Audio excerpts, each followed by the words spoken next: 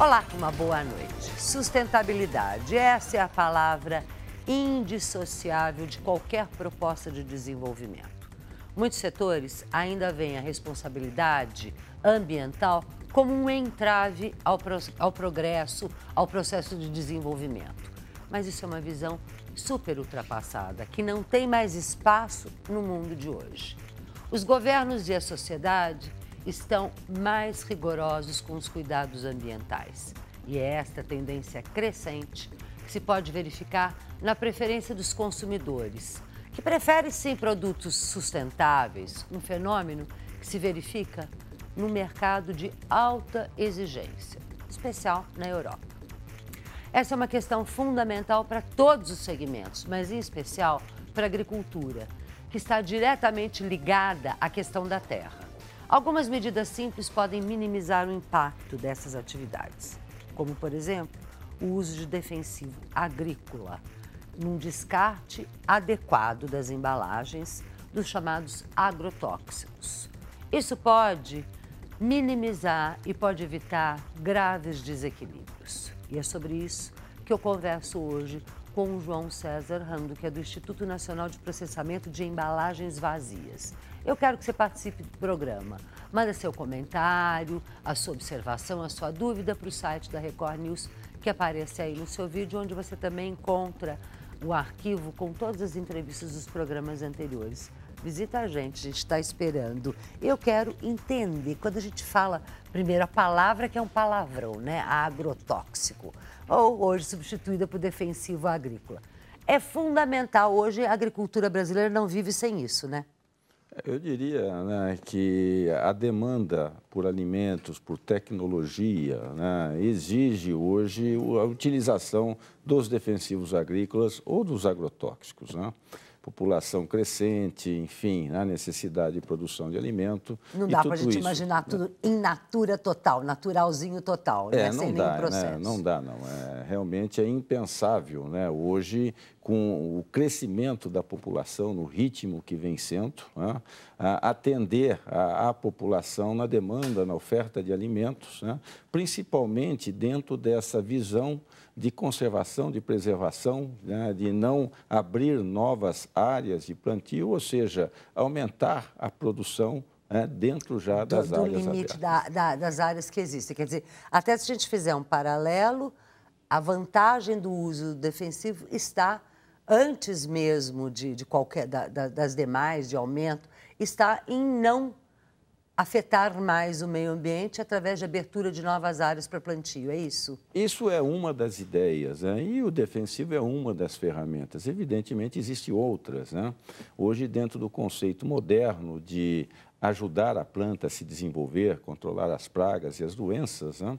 Se fala na integração de algumas ferramentas, né? Como o uso de defensivos, o manejo integrado de pragas, né? Aplicar o defensivo somente quando existe um potencial dano da praga, a utilização de plantas geneticamente modificadas. Quer dizer, hoje é um conjunto de medidas, né?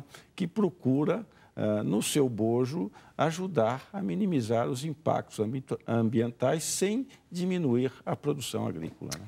O que, se a gente fizer um retrocesso de muito curto prazo, já estava embrenhado na mente do agricultor e de todo mundo, da cadeia produtiva como um todo, porém com a consequência de ok, eu uso e jogo de qualquer forma. E daí nasce o Instituto. Me conta um pouquinho do pós, quer dizer, como é que vocês surgiram e por quê? Olha, é bastante interessante, né? Na realidade, acho importante dizer que o nosso setor começou esse programa de forma voluntária, né? Você tem acompanhado a legislação da Política Nacional de Resíduos Sólidos, foi promulgada no ano de 2010. O nosso setor tem uma lei específica, né, que remonta ao ano de 2000, né? Mas nós começamos um programa voluntário em 1992, né? Quando ainda nem se pensava, né, em leis, em políticas, enfim, né? Mas nós entendíamos que as embalagens, ao permanecerem no campo, elas eram um potencial problema, um potencial causa de impacto ambiental e à saúde. Eu vou só te interromper para definir nós. Quem somos nós? Quando você fala, nós pensamos desde 92, quem éramos esses nós e quem somos hoje? Num primeiro momento, nós éramos a indústria fabricante. Do próprio defensivo agrícola. Do próprio defensivo agrícola. Num segundo momento, o nós foi crescendo. E acho que essa é uma das causas, realmente, de nós termos resultados muito interessantes, porque nós conseguimos integrar toda a cadeia produtiva agrícola. Então, e na realidade, quando começamos lá em 92, 93, o projeto piloto, que nós pretendíamos entender como fazer essa gestão, quer dizer, como cuidar. Qual seria o fluxo das embalagens, comportamento do agricultor, como que nós poderíamos, de uma forma responsável, estar tratando deste caso especificamente. Então, envolvemos já naquele momento a Secretaria de Agricultura do Estado de São Paulo, uma cooperativa no interior do Estado, agricultores, a Associação de Engenheiros Agrônomos, dentro desse projeto piloto. Entender o fluxo, entender como que nós poderíamos fazer a gestão. Haviam vários desafios, informar o agricultor, quer dizer, como que ele se comportaria, como que nós receberíamos, como que, enfim, trataríamos tudo adequadamente. Então, ao longo dessa história, o nosso projeto piloto foi evoluindo. Meados da década de 90, começou-se a discutir uma lei específica. E aí um caso interessante, porque a nossa experiência, o projeto piloto, a integração de toda a cadeia, ajudou a construir um modelo. E eu diria que um modelo de sucesso, um modelo vencedor. Porque nós colocamos todos os elos da cadeia, cada um com a sua responsabilidade. Então, hoje nós vemos a política nacional prever o princípio da responsabilidade compartilhada. Nós já fazemos isso desde 1993, 94 e foi se acelerando, intensificando esse processo. E aí toda a cadeia, ou seja, o consumidor final, o agricultor, passou a ter suas responsabilidades, o agente de comercialização, cooperativas, revendedores também, o fabricante e também o governo. Então, quer dizer, nós ajudamos a construir a legislação, a lei, e que foi, ao meu ver, uma lei muito inteligente por causa dessa integração de responsabilidades. Prévia. Provavelmente a presidente Dilma não estaria com tantos problemas como ela está hoje para o Código Florestal como um todo, se houvesse já de antemão um entendimento entre as partes, como vocês já fizeram. Hoje, nesse total, e depois eu quero voltar à responsabilidade de cada um, mostrar um pouco do processo como está agora, mas hoje estão envolvidos quantas pessoas ou entidades ou setores? Olha, se eu colocar para você um desenho desse fluxo, nós temos aí hoje 91 fabricantes, que representa 100% do volume das embalagens que são colocadas no mercado, ou seja, toda a indústria fabricante. Nós temos aí o elo da comercialização, representado por 3.500 revendedores, distribuidores, cooperativas, que formaram 267 associações para ajudar a administrar as unidades de recebimento de embalagem.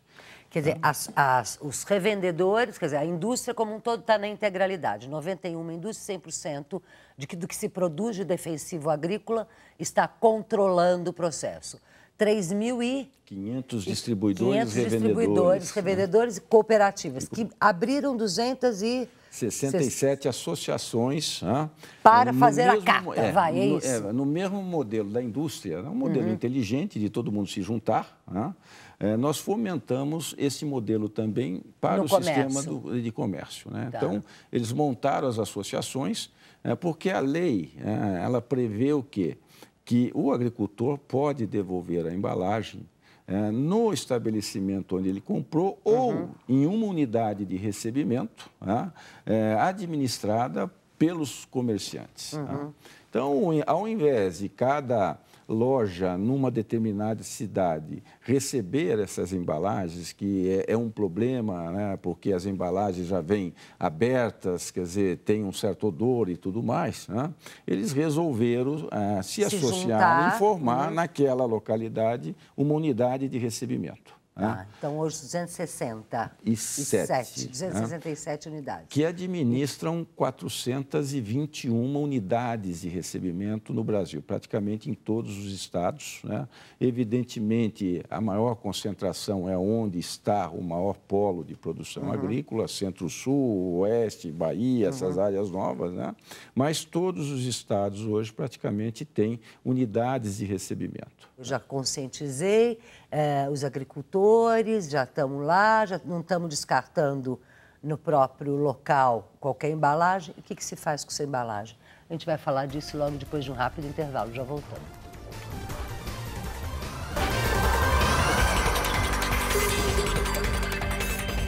Economia e negócios e sustentabilidade, esse é o tema da nossa conversa hoje com o João César Rando, que é presidente do Instituto Nacional de Processamento de Embalagens Vazias. Na verdade, de embalagens que poderiam ter algum conteúdo tóxico, reunindo toda a cadeia que envolve os 6 milhões de agricultores brasileiros para que nenhum produto fique num descarte inadequado. Essa cadeia toda reunida, você falou para a gente, contou todo o processo. E aí, o que se faz? Estão lá, em todas as unidades que coletaram. E aí, o que se faz com essa embalagem? Então, ao longo do caminho, né, e com o aprendizado, nós fomos desenvolvendo também algumas metodologias, normas técnicas, né, como, por exemplo, a necessidade de se fazer a lavagem de embalagens que são laváveis, né? Se nós olharmos aí o universo das embalagens que nós colocamos no mercado, dos 100%, cerca de 95% são recicláveis e apenas 5% não recicláveis, porque não são laváveis e, portanto, ela mantém uma certa contaminação. Né? Então, o desenvolvimento... Então, primeiro é lavar no próprio local, vocês orientam o agricultor. Já que eu estou usando, eu lavo aqui e uso o restinho total, é isso? E, além disso, né, ele tem uma economia, porque, ao lavar a embalagem, ele retira todo aquele produto que fica, né, dentro da embalagem. Então, é mais ou menos assim como uma dona de casa que lava o liquidificador ou tira aquele, né, restinho de molho de tomate que fica lá com um pouquinho de água. E, no caso, ele tem que fazer o que se é chamado a tríplice lavagem, ou coloca água, né? Mas é importante que essa água ele devolve no pulverizador, não gera nenhum efluente e ele aplica novamente, né, junto com a nova calda, né, na lavoura. Ou seja, ele tem uma economia porque ele usa a totalidade do produto, né, e, ao mesmo tempo, ele está contribuindo para o problema ambiental. Claro. A partir dele fazer isso, essa embalagem se torna, então, um resíduo pós-consumo reciclável. Né? Então, bom, nós temos diferentes materiais. A maioria desse material, se pegarmos ou voltarmos novamente ao perfil das embalagens, cerca de 30% são embalagens secundárias, caixas de papelão que acomodam as embalagens primárias. Tudo isso é reciclável. Né? Do restante, os 70%, né, eu diria a grande maioria também é plástico rígido, lavável e, portanto, reciclável. Né? Então, nós vamos olhando e fechando todo esse bolo. Né? Do total recolhido, hoje, nós reciclamos cerca de 92%, né, do total recolhido. Que bárbaro isso. Então, E quando você fala nós, quer dizer, de novo, foi a embalagem para esses centros de recolhimento, digamos assim. Exatamente. Aí né? você tem os catadores que vão pegar e fazer dinheiro com isso e vender para a própria indústria? Não. Né? Esse sistema, em função da característica da lavagem, né? Ou seja, da reciclagem e também da lei específica, ele é um sistema que tem que ter uma rastreabilidade de 100%. Portanto, ele é totalmente fechado e controlado. Né? Nós precisamos prestar conta de cada embalagem que voltou para o sistema e o que foi feito com ela. Né? Então, nós estamos falando de uma forma simples, mas é um sistema que tem uma certa complexidade. Por exemplo, nas 421 unidades, nós temos cerca de 1.500 funcionários treinados, capacitados a inspecionarem, segregarem, separarem e prepararem essa embalagem para que ela vá ao destino final. Né? E o destino final sempre é a própria indústria que produziu o produto original ou não? Não. E aí, então, nós temos aí 10 parceiros recicladores, né, dos diferentes tipos. Por exemplo, a embalagem metálica vai para a indústria de metalurgia, né, ela volta a ser novamente fundida e se fabrica vergalhões de aço para a construção civil. Né? A caixa de papelão secundária vai para a indústria de papel e produz barricas, né, que são utilizadas para produtos químicos ou para colocar produtos que são incinerados. Né? O plástico, né, ou rígido, seja, é toda uma, não é só a rastreabilidade, teve que se ter uma inteligência do que eu poderia fazer com cada tipo de material. exatamente. É isso? Vocês discutiram essa questão enquanto entidade? Na realidade, todo o material ele é previamente aprovado por um comitê que analisa, né, o que vai ser feito com esse material. Né? Então, diz, bom, esse produto, por exemplo, nós não utilizamos de maneira nenhuma e por isso que tem que ser controlado, né? Reciclar e fazer uma nova embalagem que pode ser utilizada para alimentos, medicamentos... refrigerante, enfim, sei lá, o plástico, né, que poderia ir para refrigerante. Exatamente, não. Então, esse plástico ele vai para fazer o quê? Conduítes, tubos corrugados, tubos para esgoto, caixa de bateria de carro, materiais para construção civil. Então, é uma gama de materiais, né, que podem ser fabricados e previamente autorizados. Né? Se eu não perdi a conta no meio do caminho, faltou 8%. Quer dizer, 92% são totalmente reciclados, é isso? Exatamente. 8% não. O que acontece com esses 8%? Você me responde logo depois de outro rápido intervalo. A gente já volta.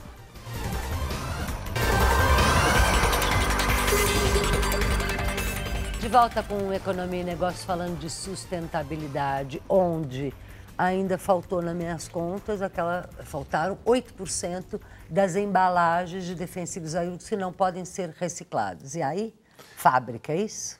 É o seguinte, deixa eu voltar um pouquinho à questão da reciclagem. Né? Você perguntou quais produtos que nós fazemos, né, com o material que é coletado. Né? Acho que é importante dizer que nós conseguimos, né, a indústria, o setor, a fechar o ciclo também dentro da própria indústria, o ciclo de gestão dos resíduos sólidos. Né? Por quê? Boa parte do material plástico que nós retiramos, nós voltamos a processar, reciclar, processar e fazer uma nova embalagem, que nós chamamos de ecoplástica Triex, porque ela traz com ela um benefício ambiental. Né? Ela tem 3 camadas, a camada interna é material virgem, a do meio é reciclado e a externa virgem. Né? E utilizamos 85% do material que nós coletamos para produzir essa nova embalagem. Né?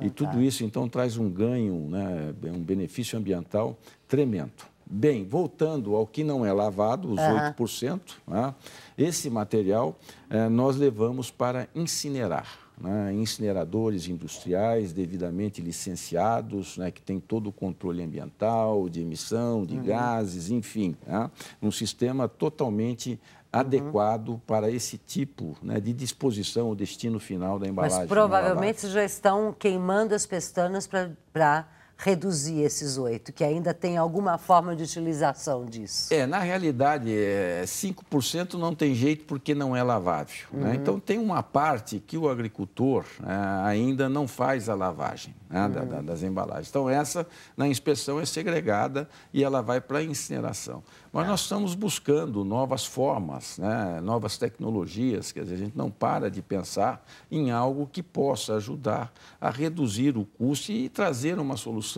ambiental mais inteligente também. Né? Quando eu falei de fábrica, na verdade, essa embalagem, é essa fábrica que vocês acabaram desenvolvendo um modelo único no mundo, é isso? Exatamente. Desse plástico que usa no meio, o recheio do sanduíche é o que seria descartado, é isso? Exatamente. Na realidade, Fátima, né, o Brasil hoje ele é uma referência nesse sistema, não só a nível local, mas também a nível internacional. Né? E o fechamento desse ciclo com a construção de uma fábrica, que é uma fábrica única no mundo, que produz uma embalagem que volta a ser utilizada pelo defensivo agrícola, né, e feita com material reciclado. né? Certificada, com certificações UN, marítimas, né? Com toda a segurança, né? E dentro de um programa de buscar também, ao mesmo tempo, capturar valor. Esse sistema é um sistema muito caro, quer dizer, se investiu muito recurso, né? Para dar uma ideia, de 2002, quando o Instituto foi criado, a 2011, nós já investimos cerca de 500 milhões de reais para estruturar e organizar tudo isso, né? Evidentemente, tudo isso é bancada pelos todos os elos da cadeia, mas 85% do custo... Pela indústria, Pela indústria, 12% a 13% pelo distribuidor, o comerciante cooperativa, e 2% é o custo do agricultor trazer de volta essa embalagem, né? Obrigada a você que esteve nos acompanhando. Você sabe, né? Encontro marcado com Economia e Negócios toda segunda, quarta e sexta, às 11 da noite aqui na Record News, mas a qualquer momento no r7.com. Record News, jornalismo 24 horas de plantão.